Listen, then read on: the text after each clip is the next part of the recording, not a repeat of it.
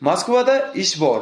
Oyligi har hafta rashid. Eng qizig'i, xohlagan odam bezabyom, xohlagan odam abyomga ishlaydi. Ish официальный русский firma. Trudodagor выделена kompaniya hisobidan. Eng muhimi, ish Moskvaning sentrida uyingizdan qatnab borib ishlab kelish imkoniyatiga ega bo'lasiz.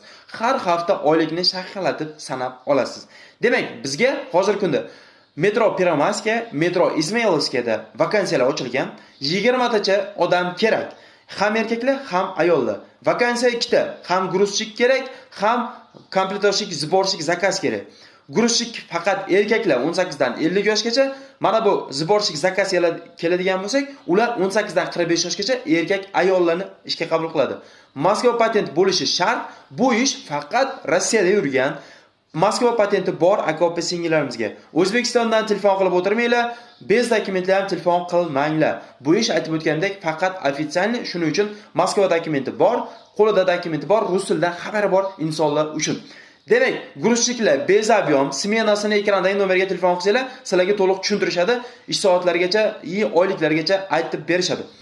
Gruzchik aytib o'tdim. Endi zborshikni keladigan bo'lsak, zborshik zakaz 5 kun stajirovka 3300 rubldan, 6-kundan esa abyomga chiqasiz. Bitta korobka 5 rubl. 660 ta qilsangiz 3300 bu minimal qiladigan kuningizda. Maksimal qiladigan odamlar esa kuniga 1000 ta, 2000 tagacha pik uryapti. Bu degani 6000 rublgacha kuniga ishlab topishyapti degani. Bu 6000 rublgacha ishlasham o'zingizning qo'lingizda. Albatta tezroq harakat qilsangiz, kuniga 1000 ta, 1500 ta, 2000 ta pik urib, soqqani normallik qilsangiz bo'ladi. Eng muhimi oylik har hafta olasizlar. Mana shunaqa ajoyib ish like kelsa, albatta videoga bitta like bosib, Rossiyada musofirda ish qidirib yurgan do'stingizga shu videoni jo'natib qo'yasizlar degan umidaman. Sog' bo'linglar, omon bo'linglar.